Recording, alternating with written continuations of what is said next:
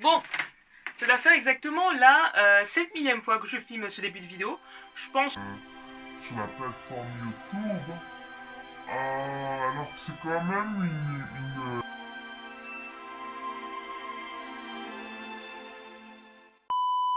Hello, how you guys doing? Alors aujourd'hui c'est une petite vidéo sur la LLCER à l'INALCO. Je trouvais que c'était hyper chelou qu'il n'y ait pas de vidéo trop de vidéos sur ça en fait sur la plateforme YouTube. First of all, you say YouTube, not YouTube. Thank you. Alors que c'est quand même une licence, pour les gens qui sont intéressés par les langues, c'est quand même une licence qui peut vous intéresser, parce qu'elle est un peu particulière, elle est pas comme les autres licences de langue LSER. Je sais que beaucoup d'entre vous, vous êtes en train de rentrer vos vœux sur Parcoursup. Force à vous, on se comprend, on se file, you know. Donc, force à vous. Voilà, force à vous, il vous reste, je crois que c'est le 11 mars. Anyway, alors aujourd'hui, je vais vous présenter ce que c'est la LSER. La vidéo, elle va être divisée en 3 parties. Alors, dans un premier temps, je vais vous parler je vais vous parler généralement de c'est quoi la LSER, à quoi vous allez devoir vous attendre, est-ce que c'est fait pour vous, est-ce que c'est pas fait pour vous, blablabla. Voilà. La deuxième partie, ce sera beaucoup plus sur les débouchés. Qu'est-ce que vous pouvez faire après la licence. Et la troisième partie, ce sera mon ressenti. Est-ce que je pense que c'est quelque chose que vous devriez faire ou pas?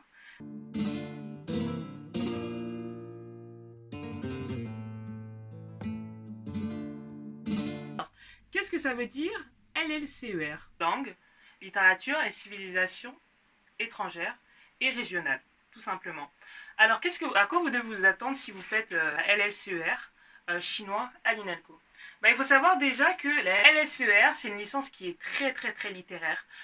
C'est vraiment, il y aura des cours d'histoire, des cours d'économie, mais économie beaucoup plus histoire de l'économie. Dans le cas, par exemple, dans l'histoire de économie de la Chine, dans la mondialisation. Vous allez aussi avoir histoire Chine ancienne, Chine contemporaine, littérature chinoise, et surtout beaucoup de langues. C'est-à-dire beaucoup de langues, c'est-à-dire beaucoup de cours de langue tout simplement.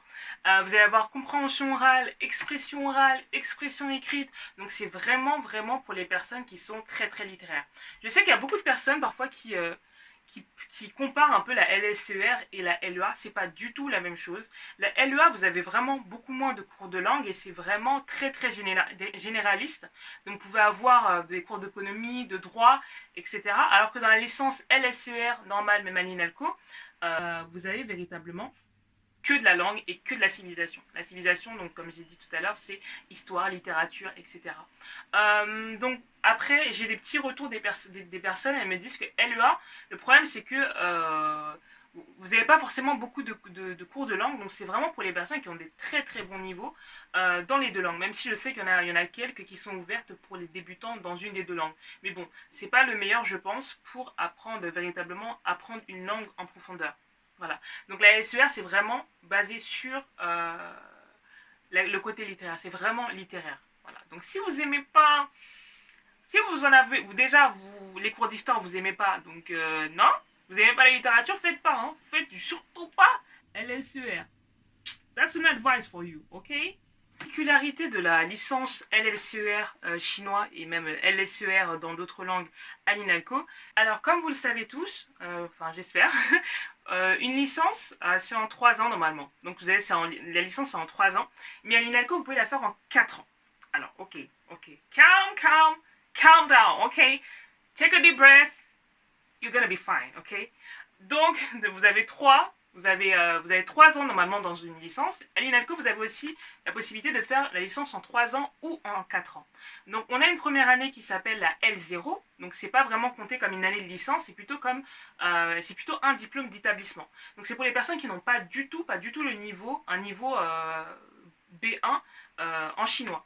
Parce qu'il faut savoir que quand vous entrez à l'INALCO, quand vous entrez en L1, il faut déjà avoir un certain niveau de chinois. Donc il faut environ un niveau B1. Parce que le niveau est assez élevé et les cours vont très rapidement. Donc c'est ce que moi j'ai fait.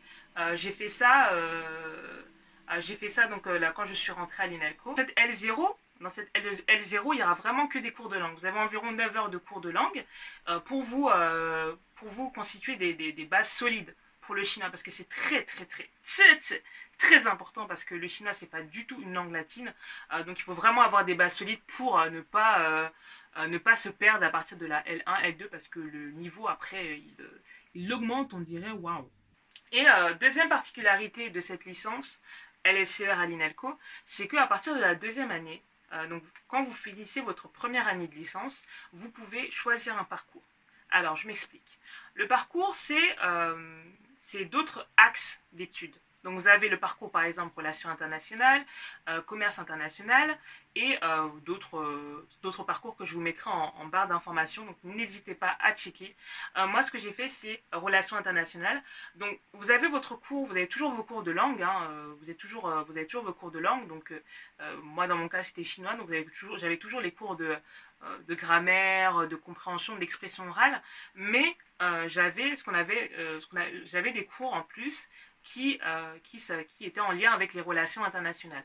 Alors, qu'est-ce que sont les matières dans ce parcours relations internationales? Alors, le parcours relations internationales, vous avez des cours de droit public, donc c'est du droit public, vous allez avoir du coup du droit constitutionnel, mais aussi du droit administratif. Moi, en L2, j'avais fait du droit constitutionnel, mais beaucoup plus, voilà, c'est du droit plutôt comparé. Donc on comparait les constitutions, par exemple, d'Afrique ou encore de certains pays d'Asie. Donc c'était hyper intéressant. Vous avez aussi, dans ce parcours relations internationales, vous avez aussi des cours de sciences politiques, d'anglais appliqués aux relations internationales. Vous avez aussi des cours d'économie, introduction à l'économie, des cours de politique économique. Donc ça c'était hyper intéressant. Donc c'est vraiment un parcours qui est par contre très exigeant. Et pour entrer dans ce parcours, il faut avoir une bonne moyenne en L1, en langue, en civilisation. Donc voilà, bossez à fond si votre objectif c'est de rentrer dans les parcours, parce que les places sont très chères. Me revoilà. Alors excusez-moi, hein, j'ai juste oublié une petite chose. La troisième particularité de l'INALCO, c'est que vous pouvez apprendre le chinois simplifié et apprendre à reconnaître le chinois traditionnel. Vous apprendrez pas à l'écrire, mais à le reconnaître. Vous apprenez donc le chinois qu'on utilise, l'écrit qu'on utilise en Chine continentale, donc le simplifié, et le traditionnel, celui qu'on utilise à Taïwan. Voilà.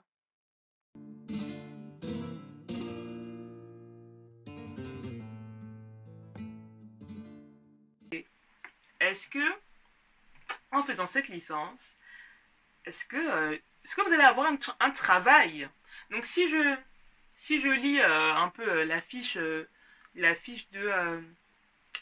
du parcours relations internationales, hein, je parle vraiment pour les personnes qui veulent faire relations internationales. Donc la diplomatie, les ONG, vous pouvez travailler dans les organisations internationales, voilà. Mais ce que je veux vraiment vous dire, c'est que on dit souvent que la LSER, en général, il n'y a pas de débouché. Mais il faut savoir que les licences, c'est toujours très généraliste. La licence, ça vous prépare à un master. C'est ça qu'il faut garder en tête. Très rares sont les licences, et quand je parle de licences, c'est vraiment les licences générales, pas les licences professionnelles. Il faut savoir que les licences générales, en elles-mêmes, elles ne permettent pas de travailler directement, parce qu'il n'y a vraiment que de la théorie, il n'y a pas forcément beaucoup de spécialisation. Donc généralement, c'est pour ça que après les licences, en France, on fait le master. Parce qu'on est vraiment... on a vraiment cette idée, voilà, que la licence est très théorique. Donc peu importe en fait en soi la licence que vous allez faire, si vous faites une licence générale, donc pas d'alternance, etc., pas professionnelle, ça vous prépare à un master dans tous les cas. En licence LSER chinois, ça va pas vous ouvrir beaucoup de portes, même pour ce qui est traduction, etc. Parce que la plupart du temps, en France en tout cas, ils vous font un master de traduction. Ils vous font un master qui va vous permettre de vous axer dans votre prochain métier. C'est quelque chose de très important. Donc comme j'ai dit tout à l'heure, pour les relations internationales, vous travaillez dans la diplomatie. Je connais des gens qui ont passé les concours, par exemple pour entrer dans les IEP, donc les instituts d'études politiques. Il y en a aussi que je connais qui ont passé, qui sont maintenant à Sciences Po. Il y en a qui ont d'autres pays, qui sont partis dans le pays dans lequel ils avaient étudié la langue. Je veux vraiment que vous reteniez, c'est ne vous mettez pas de barrières. Ne vous mettez pas de barrières. Voilà, c'est très très important. Parce que ce que vous faites à l'extérieur de la licence, ça a autant d'importance que ce que vous faites dans la licence. Je pense que c'est quelque chose de très très important, surtout pour les personnes qui font des licences de langue. Ne vous limitez pas. C'est pas parce que vous faites du chinois que vous ne pouvez pas aussi apprendre à côté à, je sais pas, à coder, que vous ne pouvez pas à côté apprendre à filmer, apprendre à prendre des cours en ligne de marketing. Vous êtes vraiment... vous restez pas bloqué dans une voie. Voilà, vous restez pas bloqué dans une voie, surtout vous savez pas si vous savez pas du tout ce que vous voulez faire. Si vous savez ce que vous voulez faire, essayez dans votre temps libre de faire des activités qui ont un lien avec ce que vous voulez faire. Voilà. Si par exemple vous voulez faire de la traduction après une LSER tout court, je sais pas, vous pouvez être bénévole dans une association. Vous avez déjà la langue et le parcours relations internationales. Donc vous avez une double compétence. C'est pas parce que vous voyez qu'il y a ça comme débouché, que vous allez forcément tomber dans ça. Voilà. Bien sûr, il y aura des facilités parce que ça va vous ouvrir pour certains masters, mais ce que vous faites à côté, ça a beaucoup d'importance. Ça peut vous permettre de créer vous-même vos propres débouchés. Parce que la vie est faite d'opportunités, donc c'est à vous de les saisir.